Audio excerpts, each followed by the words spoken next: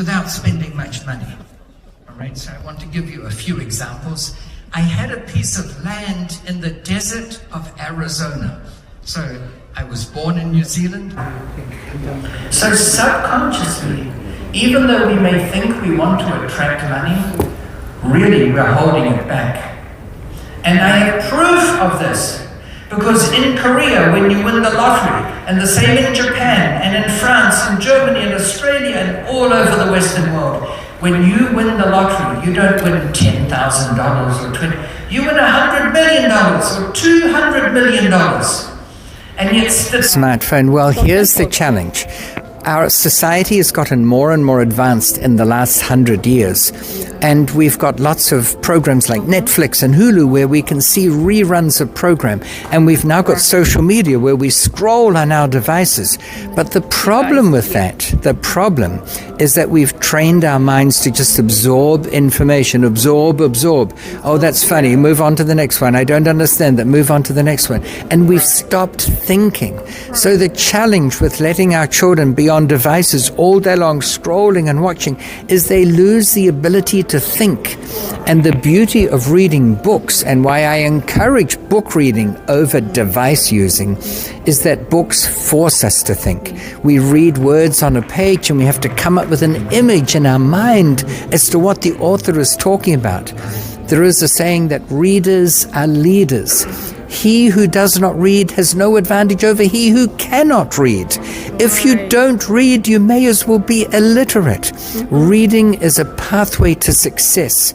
I'm not saying throw your phone away. I have a phone, but limit your use, limit your children's use, encourage them to read. And do that not by saying, you've got to read. No, then they rebel.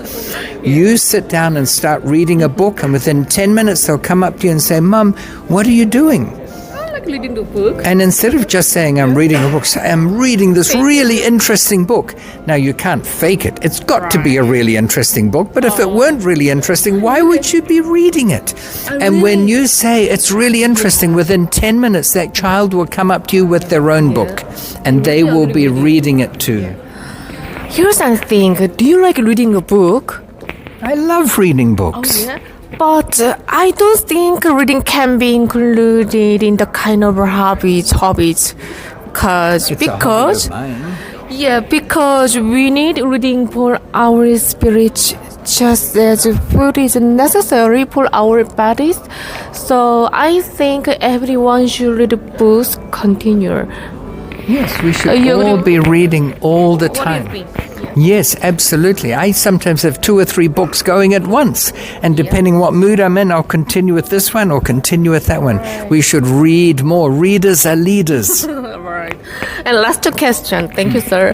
Last question is, think about it. You stay in Korea right now. If, for example, you stay in Seoul, suddenly in your house, three robots come over to enter your one day, suddenly enter your house, and they can help to you clean your room, bathroom, blah blah. Another robot can make a cook, they're really good cooker. But what about you? You can do that. You can have 2 robot, AI robot. What you gonna to do? To me, I can have like a program. Actually in Korea now, in Korean elementary, young people, students they really spend a lot of money for coding, learning to coding. I don't understand. You know what? It's really fucking expensive. I don't have to. Cause to young people, I don't think so. They can senior, junior high school, then they can, at that time they can learn. Don't you think so? But Korean just 6 years old, 7 years old, they can learning right now coding system. They running. At the academy, not a school. My daughter spent 18 years at school, kindergarten, primary school, middle school, high school, university, and they didn't devote 1 hour to teaching financial freedom or skills that you can use like coding. Our Korean school too. And they teach them to memorize the rivers of Canada or the mountains of Africa. You can look that up on Google. So I would say let the children partially decide. Yes, it's a tool that we can all use. We don't need to memorize facts. So let them, if they want to code, let them code at an early age. I wish I'd started earlier. Thank you, sir. You're so welcome. It's Thank you good so to be much. here standing here speaking with you. Thank you so much. Thank you. I hope you can understand what I'm saying and have a great day in Korea. Thank you so okay? much. Hope you have a You're great day welcome. too. Yeah, Thank thank you. you.